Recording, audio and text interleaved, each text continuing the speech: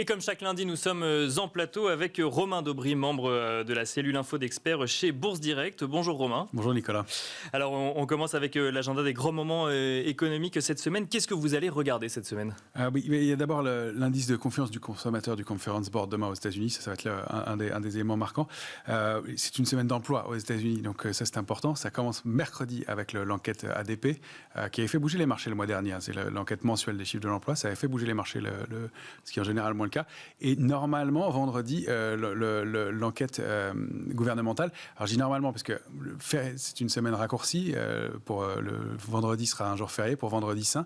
Et théoriquement, l'enquête est bien publiée le vendredi, mais quand il y a un jour férié, elle est déplacée un jour plus tôt. Or, manifestement, sur les calendriers que j'ai pu consulter... Elle est toujours vendredi. Elle est toujours vendredi. Ouais, donc, voilà, à vérifier quand même dans le courant de la semaine, selon l'évolution, mais a priori, ce sera quand même maintenu vendredi. Donc, ce sera un jour fermé en France, en Europe et aux États-Unis, jour férié. Les États-Unis seront ouverts lundi prochain. En revanche, on sera toujours fermé pour le lundi de Pâques en Europe. Donc, ça peut créer des mouvements de décalage de marché. Si c'est vraiment publié le vendredi, un jour fermé, ça peut créer des décalages de marché en début de semaine prochaine. Donc une semaine de l'emploi, des indices PMI. À noter également qu'avec le changement d'heure en France, les marchés américains rouvriront à 15h30 heure de Paris, donc reprennent leurs horaires habituels. Vous êtes présent tous les lundis dans cette émission. Vous le disiez la semaine dernière, on présentait qu'une pause se profilait sur les marchés financiers. Est-ce que à la vue de la semaine qui vient de s'écouler, ça se confirme? Ouais, ça se confirme. Ça s'est confirmé graphiquement la semaine dernière. Dans les prix sur les différents indices. On voit qu'il y a un intérêt assez moyen. Il y a un marché qui est assez creux, mais une consolidation qui se fait en très bon ordre. On avait indiqué un niveau d'alerte sur l'indice CAC 40 qui était situé sous 5889 points. On est allé chercher 2 fois ce niveau et on a rebondi dessus de façon assez dynamique. On regardera les niveaux graphiques et techniques après, mais en tout cas, oui, il y a une consolidation qui se fait en bon ordre et qui est plutôt propre. Ce qu'on peut noter, c'est qu'il y a un optimisme qui est toujours prudent et un niveau de couverture dans les portefeuilles qui a été un petit peu rehaussé. En fait, c'est pas le niveau de couverture qui a été rehaussé, c'est la position ouverte sur les options qui a diminué un petit peu, ce qui rend les positions d'options de vente, de put, un peu plus importantes autour de la monnaie, donc autour des cours actuels de l'indice CAC 40. Ça donne un peu plus de solidité dans le marché, en tout cas de la protection en cas d'accélération baissière. C'est ce qu'on a constaté la semaine dernière. En revanche, du côté de l'intérêt, c'est assez moyen. Il n'y a pas beaucoup de volume, on le constate. Aujourd'hui encore, il y a un volume qui est assez moyen, même dans cette matinée. Et puis sur le futur CAC 40, un tout petit peu d'intérêt construit dans le début de la semaine dernière, 3000 contrats futurs dans le mouvement de hausse qu'on a connu jusqu'à jeudi, et puis donc ça a appuyé contre 5950 points. Et vendredi, alors qu'on a connu une extension haussière en fin de séance et en fin de journée, on aurait pu penser qu'il y avait un peu d'intérêt qui s'était construit autour de ça, et pas du tout. On détruit 1600 contrats futurs. Alors, c'est pas grand-chose, des destructions de construction ou destruction de 3000 ou destruction de 1600 contrats futurs. C'est plutôt des mouvements, comme on l'avait vu la semaine précédente, de l'ordre de 10 ou 15 000 contrats qui alimentent le marché. Donc ça prouve qu'il y a un intérêt qui est assez mitigé, qui n'a pas beaucoup de dynamisme, et donc un risque qui est toujours présent dans une phase de consolidation qui se fait pour l'instant en bas, mais voilà, des investisseurs qui sont un peu en retrait. Mais avec un intérêt, un intérêt mitigé des investisseurs qui attendent un peu de voir ce que ça se passe, ce qui va se passer finalement. Exactement. Et on le voit d'ailleurs sur toutes les positions nettes spéculatives, il se passe rien ou ça se réduit depuis quelques semaines maintenant, donc quels que soient les actifs, euro, dollar, pétrole ou même les matières premières. Donc il y a voilà, une phase de pause qui se met en place. C'est le mieux qu'on puisse attendre après avoir atteint des objectifs importants et des niveaux de progression qui sont colossaux depuis quelques semaines maintenant. Bon, alors même dans des phases de consolidation, il se passe des choses vis-à-vis des valeurs ou des secteurs. On en reparlera dans un second temps. On va d'abord regarder les aspects techniques avec les indices américains tout d'abord et cette idée que c'est peut-être la fin d'une surperformance européenne, Romain Daubry. C'est possible en effet. On l'a constaté la semaine dernière, la rotation était plutôt en faveur déjà du DAX plutôt que de l'indice CAC 40. Ça, ce sont des questions de construction des indices et de pondération de chaque valeur. Mais effectivement, sur les indices américains, ça a un peu mieux tenu. Et surtout, en fin de semaine, on a accéléré. Nous, on a suivi un peu, mais on constate que le côté lead de l'Europe, qu'on connaissait depuis 3-4 semaines, est en train de se limiter un peu, en tout cas. On va voir comment ça se traduit. Ouais. Et alors, ça se traduit comment sur le S&P 500, par exemple? Alors, sur le S&P, on est en train de franchir des niveaux importants, des niveaux majeurs, qui sont sur un graphique que vous avez là, qui est hebdomadaire. On voit que le S&P évolue de façon assez nette, propre, au sein d'un canal haussier de moyen terme, et qu'il vient de franchir le niveau de 3942 points. En tout cas, il évolue juste au-dessus ce matin encore, 3947 je crois.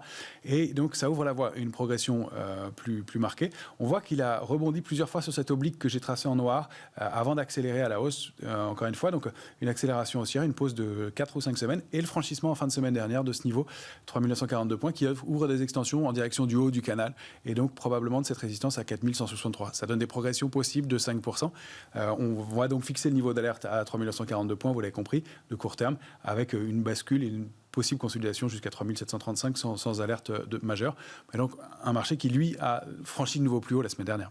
Alors ça, c'est pour les S&P 500. Le Nasdaq dont on lit et on voit qu'il y a un ralentissement en ce moment. Alors un ralentissement qu'on ne pourrait pas se qualifier de recul non plus, mais comment ça se passe sur le Nasdaq? Alors, je vous ai proposé d'abord un graphique hebdomadaire du Nasdaq parce qui montre bien le doute du marché. Vous voyez cette dernière bougie, et les deux dernières bougies, d'ailleurs la bougie rouge de la semaine précédente et la bougie verte de la semaine dernière, donc les 2 dernières semaines.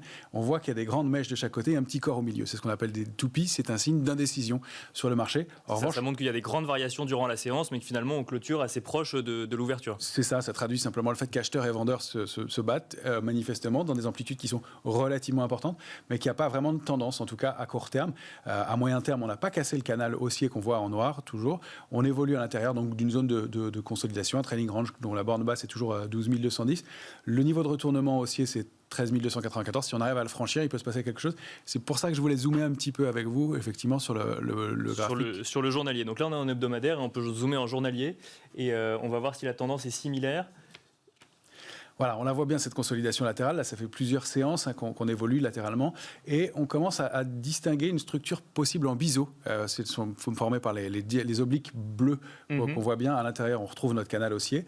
Et à l'intérieur, on voit ce biseau qui est peut-être en train de se former. Un biseau, c'est un signe de consolidation, de pause dans la tendance, qui peut déclencher un mouvement haussier, donc au franchissement. Alors effectivement, 13 294 déclencherait. On voit que le niveau de déclenchement il est peut-être un petit peu plus bas, mais 13 294 confirmerait la reprise possible. Alors, pour l'instant, il n'y a pas de signal haussier, si c'était cette grande bougie verte, mais elle est là, de vendredi dernier, mais elle est là pour des questions techniques aussi, avec tout ce qui s'est passé autour du secteur bancaire en fin de semaine. Et la possibilité aussi d'une pause qui continue à être marquée comme ça pendant quelques jours, quelques séances encore, et pas de déclenchement. Donc, je vous ai donné les grands objectifs en cas de franchissement haussier ou petit, si on prend juste la taille de la structure du biseau à court terme, donc 13 842, et puis pourquoi pas le haut du canal, niveau d'alerte de court terme, donc 12 530 toujours, avec un risque de retour dans la zone d'alerte de moyen terme, au-delà de 10 945 en tout cas. Alors ça, c'est pour les marchés américains. Et si on revient en Europe, vous nous l'avez dit tout à l'heure, il y a là aussi des disparités. On a donc les marchés européens consolident, pour autant, le DAX par exemple est mieux orienté que le CAC 40. Ah, il est en pleine forme. Il vient de former de nouveau plus haut. Voilà, la dernière bougie, alors c'est un graphique mensuel, la dernière bougie mensuelle, mais on voit que, on a bien franchi des niveaux de résistance importants, au-delà de 14 132 points, et qu'on prend la direction des 14 950 points, plus ou moins, même peut-être un peu plus, pour aller chercher la borne haute d'un canal haussier de très long terme, qui est actif depuis les années 2010-2011, et dont on a testé les bornes hautes plusieurs fois, et qui est vraiment un niveau cible important. Le DAX a l'air de vouloir y aller. C'est lié aussi à sa composition. Il est moins orienté bancaire et surtout moins luxe que le CAC 40, qui est un secteur qui patine un petit peu en ce moment, effectivement. Alors, les bancaires et le luxe, on va en parler, mais juste avant, un mot peut-être du CAC 40. Le CAC 40 qui est à 6018 points au moment où on se parle. Quelle est la tendance, Romain Daubry? Elle est neutre à court terme. Elle est neutre à court terme.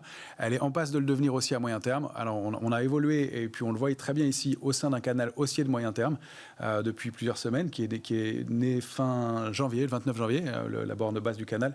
Je l'ai zoomé un peu plus ici pour avoir des éléments pratiques pour la semaine.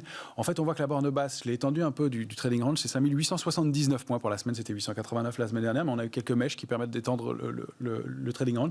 En bas, la borne haute, c'est 6081,5, le point haut d'il y a 15 jours, et on s'articule autour d'un niveau charnière qui est la médiane, 5993 points.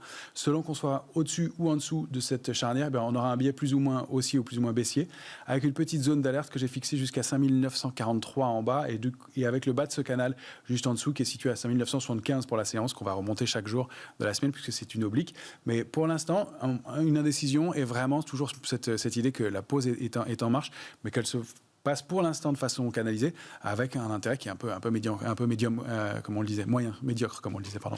Alors c'est intéressant parce qu'on parle de disparité, on a parlé de disparité entre les marchés européens et les marchés américains. Ensuite, on a fait un focus sur les marchés européens, là des disparités entre le DAX et le CAC 40. Et là, si on rentre sur le CAC 40, on se rend compte que la tendance n'est pas uniforme. Là, il y a là aussi des disparités, mais vis-à-vis des valeurs cette fois-ci. Oui, très nettement, et on a des valeurs fortes qui payent régulièrement, qui ont des structures haussières de long terme. Alors ArcelorMittal en fait partie, avec une structure probable de retournement haussière de très long terme qui est peut-être en train de se mettre en place. ArcelorMittal qui gagnait un peu plus de 7%, je crois, vendredi en clôture grâce à la valorisation des métaux à Londres, notamment. Exactement. Donc c'est un secteur qui est toujours fort, les matières premières et surtout les métaux, en effet. Et des valeurs comme Capgemini aussi qui forment de nouveau plus régulièrement.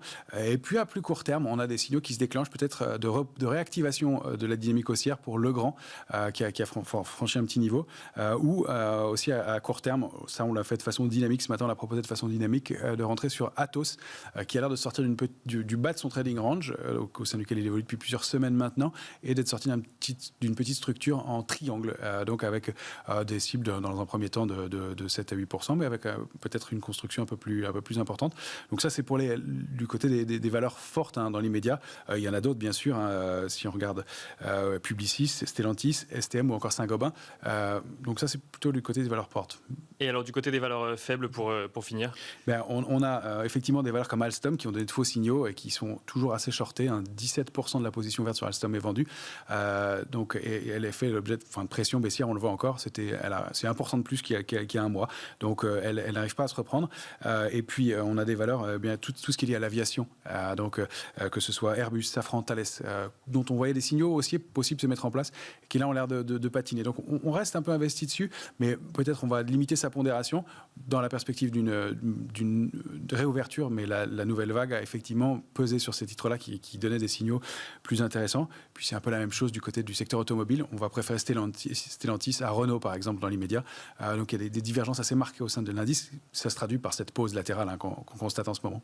Et alors des divergences parfois liées également à l'actualité. On notera que les bancaires reculent depuis ce matin en lien du coup avec les annonces de Crédit Suisse, de Nomura, de pertes importantes à venir sur le premier trimestre de leur exercice, en lien, ou en tout cas c'est ce qu'on peut lire à droite à gauche, même s'il n'y a pas d'annonce officielle pour le moment, avec un débouclage de position de Archegos Capital. On parle de 20 milliards d'euros, de 20 milliards de dollars ou 30 milliards de dollars. On aura l'occasion d'y revenir un peu plus tard dans la semaine quand on aura un petit peu plus d'informations et peut-être des informations officielles. On sait que Goldman Sachs, Deutsche Bank, Morgan Stanley pourraient aussi être concernés. Merci beaucoup Romain Daubry pour cette analyse. Romain Daubry, je rappelle que vous êtes membre de la cellule Info d'Experts chez Bourse Direct.